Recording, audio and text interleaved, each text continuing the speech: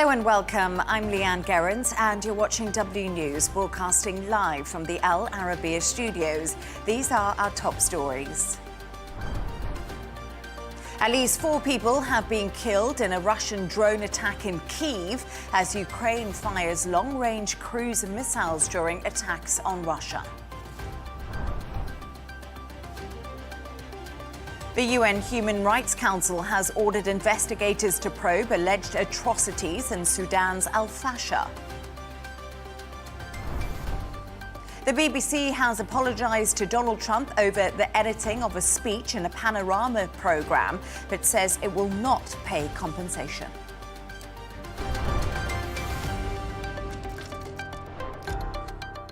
Now, at least 4 people have been killed in a Russian drone attack in Kyiv. President Volodymyr Zelenskyy said about 430 drones and 18 missiles were launched during the attack on dozens of buildings in the Ukrainian capital.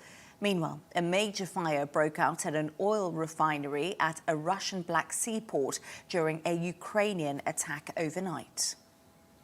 For more on this, I'm joined by Vigaldas Ušackas, a former Lithuanian foreign minister who served as the EU's ambassador to Russia. Vigaldas, thank you so much for joining me on the show. Thank you for having me. Pleasure. Ukraine responded to last night's attack with a long-range strikes targeting Russian oil facilities. Footage has been shared showing an explosion near an oil terminal at a Russian Black Sea port.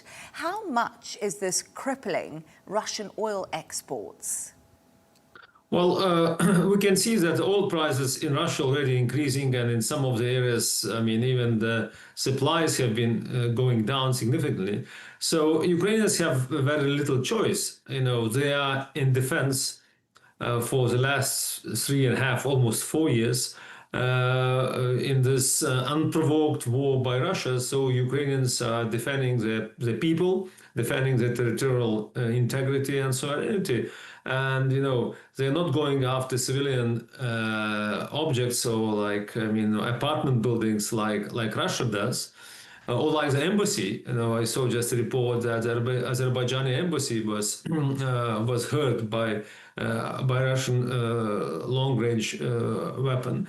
But I mean, Ukrainians are trying to make a damage while going after Russian oil refineries as a petrol station, as a petrol state. You know, this is important to reduce revenues for the war, and they've been succeeding. About 50% of all Russian refineries were hit by the Ukrainian drones, and that's inevitable as long as Putin continues the war and doesn't sit to the table to negotiate with Zelenskyy. And you just mentioned that to me, but as Russian drones and missiles did hit Kyiv, 4 people were killed and many others injured. Is Russia deliberately targeting civilians? Well, I mean, of course, in the war, I mean, there are different effects. Sometimes they don't, I mean, sometimes it might be just unintentional, but I mean, the history proves itself that Russia is not making at least an effort to avoid destruction and damage and casualties for civilians over Ukraine. So it's I mean, you know, when you attack apartment buildings, I mean, what you're going after. So it is a deliberate strategy from my point of view, which is aimed at, you know, destroying the will of Ukrainian people, making the incoming winter harsh so that Ukrainians would, I mean, drag their feet in the fight to Russia, which I'm sure Russia will not succeed. Russia says it does remain open to a summit with the US in Budapest. Is the Kremlin serious about ending this war with Ukraine, or is this just another delay tactic? Yeah, well, Leigh-Ann, that's a very good question. You know, I'm asking myself, and I'm asking my Russian friends and colleagues and experts who know Putin well and his thinking. And my question is, you know, what's his mission statement? I mean, that's a real question, is what Putin wants to achieve after almost 4 years. Look, I mean, Russia or Kremlin has been fighting Ukraine, which is 4 times less population, much smaller country. I mean, and they're fighting almost 4 years. Soon it will be longer than Soviet Union or Russia fought the Second World War against Nazi Germany. And at the end of the day, they have succeeded only by obtaining 20% of Ukrainian territory. And it's the primary goal of Putin to see regime change in Kyiv is beyond of feasibility. So I'm wondering myself, what are the current President Putin's war games, what his mission statement, what he wants to achieve. From my point of view, and reading the body language of his conversation with Trump, he wants to make a deal with Donald Trump. The deal which would go, I think, which would freeze the contact line further to the west of Ukraine, so that Russia would declare at least occupying a larger part of Ukraine. But he also wants to get more than that. We don't know what kind of business conversations are taking place between Trump's and Putin's team. And we don't know what kind of new European security architecture they may want to negotiate at the end of the war. So, Vagaldas, I just want to ask you a little bit. You've been saying that you've been speaking to people in Russia who are connected to President Putin and asking this question, what is his mission statement? But right now, what is the feeling on the ground when it comes to Russians? Do they still support President Putin's war in Ukraine? Is there still support for it? What's the feeling on the ground? The feeling is twofold. First, most of the people, I believe, what I sense, and opinion polls, it's hard to trust opinion polls because people don't say freely what they think. But I think majority of the Russians don't want to see war continued. That's the first one. Secondly, it starts hurting economically with the sanctions imposed, especially on the gas and oil sector of Russia and potential secondary sanctions. And thirdly, Russians have been living a comfortable life until the war started in Ukraine. They traveled freely. They've been communicating freely. They've been sending the kids to UK, to Europe, to United States, and everything is now being put on hold. My sense that majority would like to go back to normal in terms of what happened before, what relations were between the West and Russia before the war. But it's going to be President Putin who will decide. Having said this, I think President Putin is also started to feel, that his resources are limited, financial and military ones, and Russia is much weaker economically and militarily in comparison with NATO. So I think he is now contemplating a kind of deal with Donald Trump. Probably to be reached, if not in the winter, then from my point of view, for sure before congressional elections begin in the United States next spring. And just a quick question. The French President Emmanuel Macron is hosting Zelenskyy in Paris. That's happening on Monday. In your opinion, is the European Union doing enough to support Ukraine? Because a lot of people are saying that they're just having talks about talks and nothing actually seems to happen. Well, the real stick and the carrot lies in the White House in the United States, not in Europe, unfortunately, because that's whom President Putin respects and fears. He fears the military might. Europe, unfortunately, does not possess military might. It has committed to become a military alliance as well in the future, but it will take, 10, 15 years before Europe has its own sovereign or autonomous military capacity. At the moment, we Europeans depend on Americans, on the United States military might, which is respected by Putin. But at the same time, Europeans, what they can do is in terms of, provide economic financial support, and that's what Europe does. We Europeans are the biggest humanitarian development, financial supporters of Ukraine. EU also applies strict sanctions, which can still be and should be increased as a burden on Russian economy. And at the same time, equally, EU has started negotiations which will end with the accession and membership of Ukraine in the EU, which, from my point of view, EU should also expedite and get Ukraine closer to the membership as soon as possible. Vagaldas Ushakas, brilliant to have you on and to speak to you. Thank you so much. Thank you so much. We can now go to Kyiv to speak to Ukrainian MP Kira Ruddock. Kira, thank you so much for joining us. Just want to check on how you are. You live in Kyiv. How are you feeling following the deadly Russian strikes throughout the city last night? Hello, Anne, and thank you so much for having me. Indeed, it was a terrifying night. Our energy system has been already destroyed. So not only we spend it in the bomb shelters, but we spend it in the bomb shelters in the dark. And the drones, explosions were everywhere, and there were ballistic missiles. I think it was a record of ballistic missile attacks. And every time we are talking, we are saying that this was yet another, the most massive attack on Kyiv.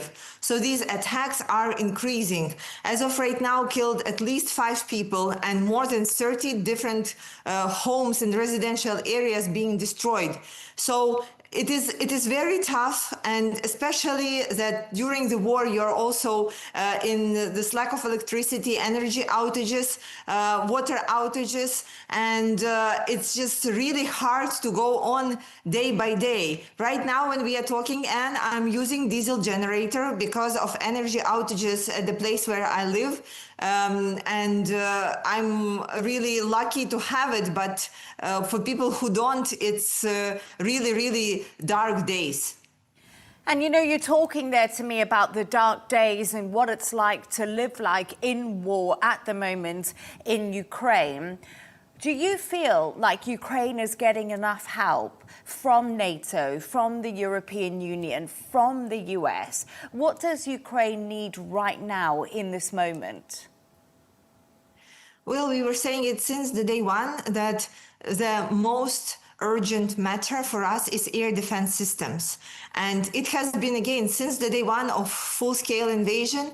And right now, it's still a very important and urgent ask, because we need an ability to take down those barrages of drones and missiles that are coming our way. And I can tell you, it's so scary to sit in a bomb shelter, knowing that perhaps we may not be having enough of those air defense systems or ammunition to it, so that our military have to make tough choices. And it's really heartbreaking. However, with our partners, we know that they are trying and doing a lot, but if all the political promises that we have heard since the beginning of full-scale invasion became the reality and became the reality in time, we would be in a completely different situation right now. So I think it's a time for Europe, for NATO, to remove all the obstacles that they have, or seeing some psychological limitations, and go ahead providing Ukraine with military support. But I can tell you that all in all, we understand that it highly depends on the United States and on their decisions. And we see that right now the eyes of President Trump are not on Ukraine, and it doesn't seem that there is a solution crafted in the White House how to end the war that President Trump promised to end in 24 hours, and then he admitted that it may not be possible at all. And Ukraine has responded to last night's strikes with long-range strikes targeting Russian oil facilities. What more does Ukraine need to do to hold off Russia's deadly attacks? And is Ukraine doing substantial damage to the energy infrastructure in Russia? Given that we are limited with the information that we are receiving, and it's very hard to say on how Russia's economy is doing, I think it needs to be a wholesome operation, including Ukraine and all our partners. So it needs to consist from the attacks of Russia's energy systems and refineries, sanctions that need to be weakening Russia's economy and will not be able to be overpassed, because right now we know that Russia is able to overpass many of the sanctions, both put by the United States and European partners. It needs to be military support, and it needs to be removing of the limitations that are put on some of this military support. We have received usually a very gradual decisions on what Ukraine can and cannot do defending itself. And this is why right now we are in this situation. If from the day one, we have had everything we wanted. We know perhaps it was impossible, but we also understand that we would be in a very different position, and there are many real chances that are missed right now. But we need to concentrate it on the future, and the future is really hard for us because we are facing a cold winter. It's not even start of the winter here, and we're already having problems with electricity and water supply. And so it's the military support that we really need right now. And of course, financial support that our partners are providing, helping us to fix a little bit what was damaged by Russian attacks, may be helping. However, we are getting ready for the worst case scenario, which means that the majority of the days during the winter, we will be without the electricity and heat. And I just want to ask you a question on some domestic issues that are happening in Ukraine. Ukraine's government is facing its biggest domestic test at the moment as prosecutors accuse ministers and officials of corruption in the country. Does this weaken President Volodymyr Zelensky's position at all as he goes on the international stage to continue to ask for help for Ukraine? Absolutely. I think this is one of the worst things that could have happened. And it is on the people who allowed this to happen. I think President needs to be looking in his close surroundings and clean it up. And our anti-corruption organs and prosecution needs to work flawlessly right now, so these questions are removed. Look, we know that we are not perfect, and we have been saying that there were many questions to some of the ministers' work, but right now the real grown-up and democratic thing that we can do in this situation is to make sure that that people who are accused are prosecuted openly and according to the rules, and that there is no way that that can be repeated moving forward. Kira Ruddock, thank you so much for joining us. Keep safe, and always good to have you on the show.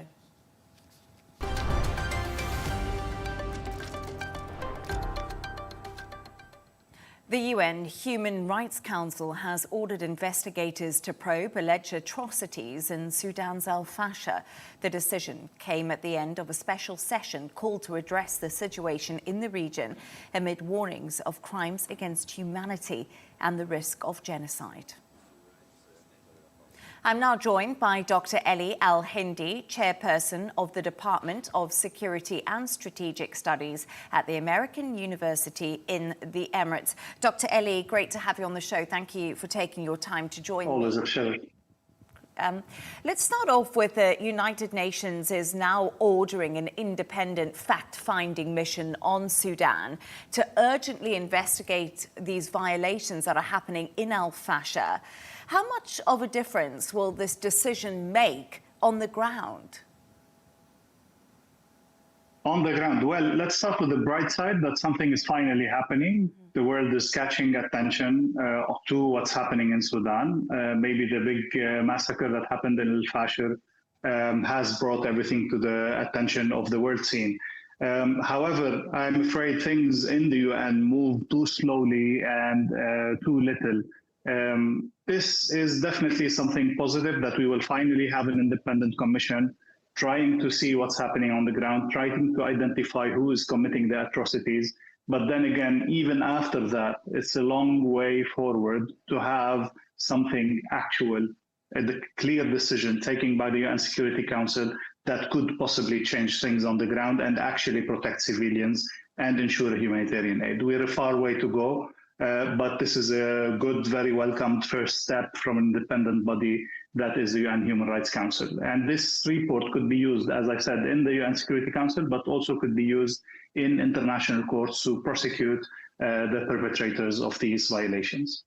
And the UN's rights chief has said bloodstains on the ground in al-Fashir have been photographed from space. He mentioned that today.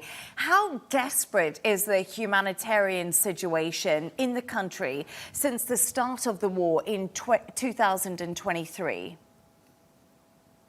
Unfortunately, if we look at the history of Sudan, it's almost a continuous civil war since the day this country took its independence. And it's just one war after the other. The people barely have a few years to take their breath, to rebuild their villages, and then they are hit by another crisis and another war.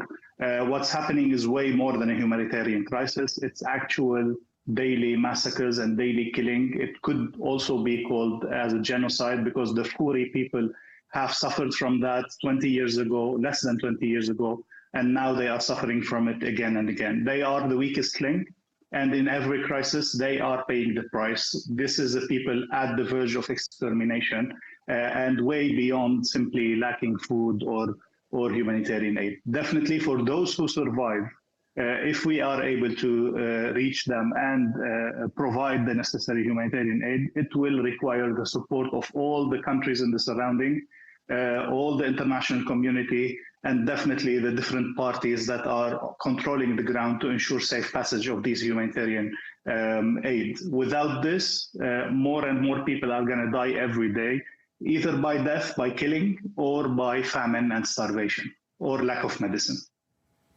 And the US Secretary of State Marco Rubio has called for international powers to stop sending military support to the RSF.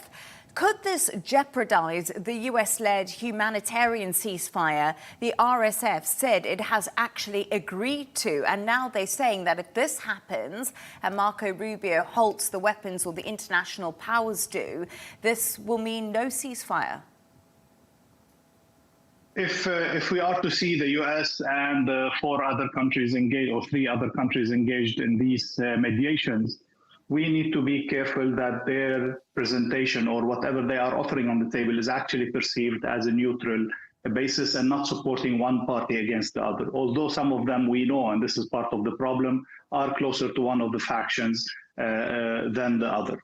But definitely a proposition of stopping the military support to any of the 2 groups is a necessary first step. Because civil war, as we know in the science of security and of political science, civil wars are fed by money and weapons that come from outside 99% of the times. So definitely stopping this flow of money and weapons and, of course, political support is the necessary first step, but definitely not a sufficient first step. And the US, Saudi Arabia, the UAE and Egypt, the Quad as they know, and have been working on ways to end the civil war in Sudan. But Dr. Ellie, what are the major sticking points where they can't seem to move forward? There's just too much complexity in this situation. First, the 4 need to agree on what is their vision for the future of Sudan. They still don't see eye to eye on every aspect of this conflict. As I said before, some of them are close to this party of the conflict or to the other. So we don't have a clear roadmap fully supported by all 4 countries that are mediating and that shows a clear way forward. So this is the first hurdle. The second hurdle is, once we have this agreement, will we, or this roadmap, will we guarantee the support and the enforcement by both parties of this temporary transition plan, or whatever you want to call it? That's the second challenge. Will they agree on it? Will they implement it? Who will enforce this, practically speaking? And third, is any of these countries willing to send boots on the ground to actually act as a peace force or as an enforcement mechanism to force this transition on both parties and actually act as a guarantor of this agreement? This is also nowhere to be seen by any of the 4 or any other power.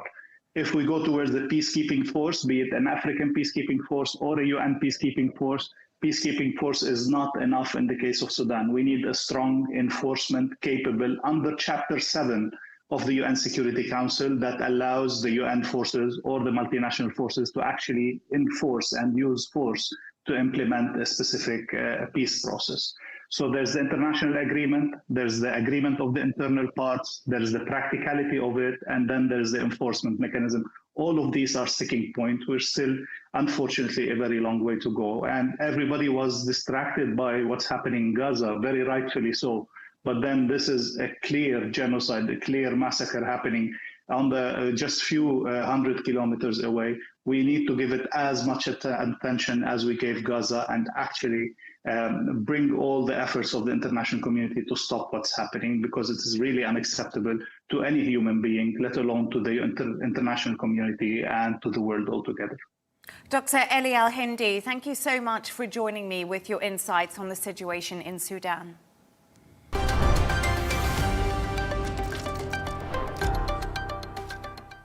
China has summoned Japan's ambassador to Beijing to protest remarks made a week ago by the Prime Minister Sanae Takaichi about a possible conflict over Taiwan. Beijing is demanding Tokyo retracts the comments and warns of consequences if it interferes over the island, which it regards as part of the sovereign territory. Patrick Falk reports. As the spat over remarks about Taiwan has intensified, Tokyo made an attempt to dial things down on Friday. At a press conference, Chief Cabinet Secretary Minoru Kihara said Japan's stance on the island has never changed. Peace and security in the Taiwan Strait is vital for Japan's security, but also for the stability of the international community. The government of Japan has consistently maintained the position that we expect issues concerning Taiwan to be resolved through peaceful dialogue. The row erupted a week ago when Japan's leader Sanae Takaichi remarked in Parliament that a Chinese attack on Taiwan could amount to a survival-threatening situation. She also said it could trigger a military response from Tokyo. Only weeks ago, Takaichi met with Chinese leader Xi Jinping in South Korea. The two sides agreed to strengthen cooperation with one another at the time. But the row over Taiwan has triggered long-standing differences between the two regional powers. Today, Japanese Prime Minister Sanae Takaichi has once again raised the so-called existential crisis situation. What are her true intentions? Does Japan intend to repeat the mistakes of militarism? Does it want to make enemies of the Chinese and Asian people again? Is it attempting to subvert the post-war international order? Chinese state-run media say the remarks are Tokyo's first threat of force against Beijing in 80 years. The Foreign Ministry is also warning that China will strike back hard against anyone who interferes over Taiwan. Meanwhile, Japanese lawmakers are calling for the expulsion of China's Consul General in Osaka. In a social media post, Su Jian wrote an apparent threat about cutting off the Japanese Prime Minister's head for her comments. China considers self-governed Taiwan part of its territory and doesn't rule out taking it by force. Patrick Falk, Al-Arabiya English.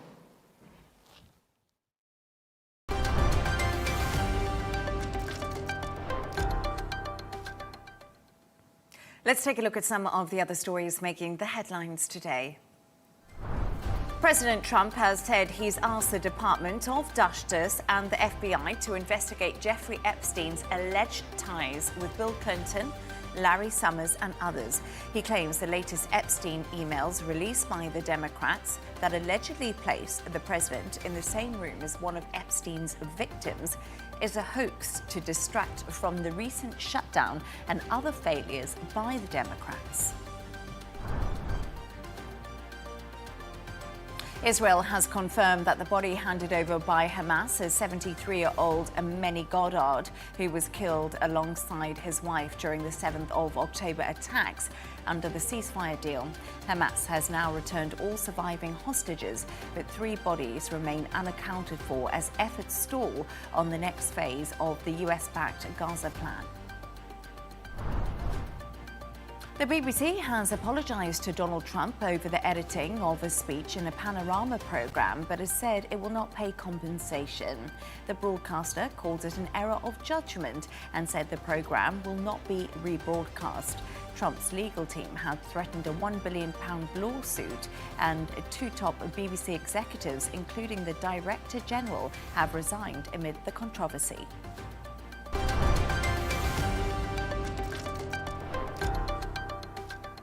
Now, Germany's coalition government has announced a new military service plan intended to increase the number of troops. All 18-year-old men would be required to fill out a questionnaire in order to check their suitability to serve. It comes as Berlin seeks to create Europe's largest conventional army. I'm now joined by defence and security analyst Tobias Alwood. Tobias, great to have you on the show. Thank you so much for joining me. This is a really interesting story. So Germany is calling on all 18-year-old men to undergo military screening, and this is amid the rising tensions for a possible war in the years to come. Is this a good idea, and should other countries in Europe be looking at this and thinking maybe we should implement it? Well, good evening. And yes, it is a big story. It's interesting that you have picked this up. Germany, that has hesitated from wanting to have a large armed force, understandably, twice last century, the utility of its superior military might was used by political leaders in very errant ways. And the Germans themselves never wanted to put themselves in that position again, and therefore limited the size of their armed forces. Here we have Germany saying, well, look at this. Our world is getting more dangerous. It's getting more complex. We need to defend ourselves. And it takes time to train soldiers, to train those in the Army, Air Force, and the Navy. We need to start now. And your other point is absolutely apt. This isn't just being done by Germany, but by other countries. Poland is looking at it. The Baltics are already there. I suggested this at the last general election, that national service is reintroduced here in the UK. And I got a fair bit of pushback for that, partly because there was this old image, if you like, of what the national service will be.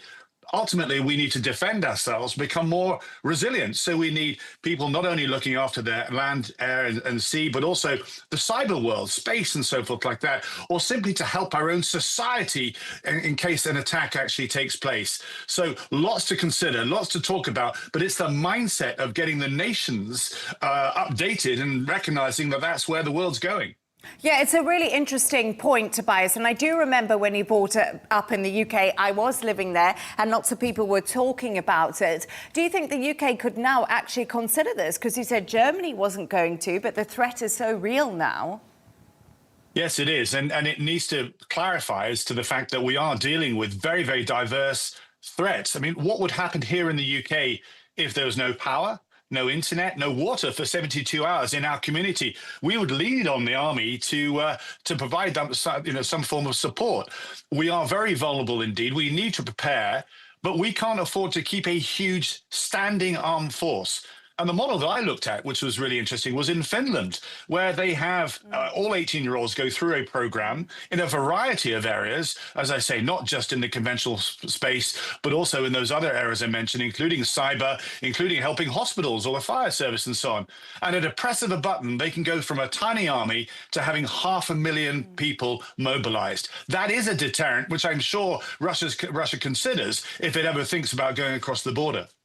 Yeah, very good point. But the decision comes as Berlin aims to create Europe's strongest conventional army, which we've spoken about. But my question is, how robust are NATO's defence forces if an attack was launched, like now, basically? And who has the strongest army in Europe? Well, these are really important questions to answer. And the simple answer is that NATO is unprepared. And we have a war going on in Europe right now, and we're not able to put it out. And that's in Ukraine. Indeed, Russia seems to be advancing as we speak. Were NATO itself to be attacked, again, we will be able to push back to some degree. But what Russia does well is its ability to sustain war, to produce battle tank after battle tank. We can't do that. Our industrial complex is simply not detailed enough, not strong enough to replenish the military assets that we have once the first engagements actually take place? Again, big questions for Europe to actually consider. And then how do they all interlink with each other? Who has what assets can be brought where? How do you protect yourselves from such a long line against Russia? And I do stress that the type of warfare we're seeing is now more in the grey zone. So cables being cut. We get that off the coast here in the UK. Huge cyber attacks taking place, disinformation campaigns, coercion, IP theft, all deniable. Drone attacks as well. We've had drone incursions here in the UK. That's a whole arena of warfare that we really haven't got our heads around yet. Yeah, absolutely. And Tobias, I just want to make a little gear shift here because I want to ask you about some domestic politics happening over in the UK. Keir Starmer and Rachel Reeves have ditched these plans to raise income tax in the budget. Do you think this is down to political infighting in the Labour Party following talks of a leadership challenge that we had earlier this week? Then they weren't true. It's all been a little bit murky. Yeah, I mean, it segues nicely from what we're just talking about, because everything, if you want to protect your economy, then you need to improve your security. Otherwise, your economy goes down and there's no money in the Treasury pot to pay for how you run the country. But there isn't any extra money coming for defense, and that's because there is a reluctance to actually put taxes up. And as you implied, there was this plan to increase income tax, and now they've removed that completely. It's been wrong to tease the nation and indeed the markets to say, we're going to do what's best for Britain. And now what looks like is, again, as you implied in your question, the fact that they're under party political pressure to say, no, that we can't do this. But all that does is put off the inevitable in the longer term, because the money simply isn't there, not only just to run the economy, but to spend more in defense, which we're inevitably going to have to do. And do you think that we could see a leadership challenge actually sooner than later? Do you think Starmer could be out by Christmas? I don't think it'll be out by Christmas, but certainly we've had two people involved in the health secretary and indeed the Manchester mayor linked to potential leadership challenges. It does seem odd when they have a huge majority. They've only got elected a year ago and already they're going through these difficulties. Put all that together and you cannot rule out the fact that there could be a leadership change in the next year or so. And can I get your thoughts on another big story, dominating the news agenda over in the UK? And the BBC has apologised to Donald Trump over the Panorama edit, but refuses to pay any compensation. Do you think this is the end of the row, which of course saw heads roll at the BBC? I think it's right that the BBC did apologise, but not pay any of the money that Donald Trump was calling for. The actual document, the actual program itself was never aired in the United States, so it couldn't have influenced any of the events over there. But Panorama, the program that put this out, is one of the flagship journalistic programs, and it was a schoolboy error to do this.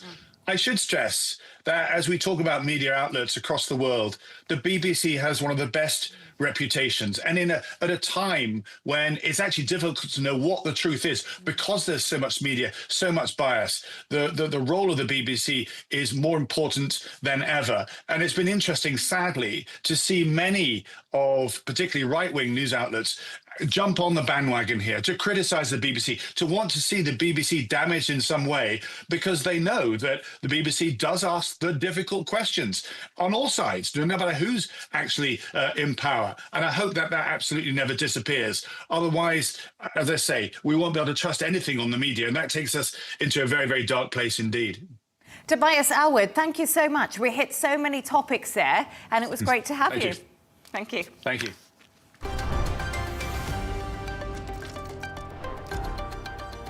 A reminder of our top stories. At least 4 people have been killed in a Russian drone attack in Kyiv as Ukraine fires long-range cruise missiles during attacks on Russia. The UN Human Rights Council has ordered investigators to probe alleged atrocities in Sudan's al-Fashir. And the BBC has apologised to Donald Trump over the editing of a speech in a Panorama programme that says it will not pay compensation. And that's all from us on W News. Don't forget to subscribe to our YouTube channel. Also follow us on X. Goodbye, happy Friday, and thank you for joining us.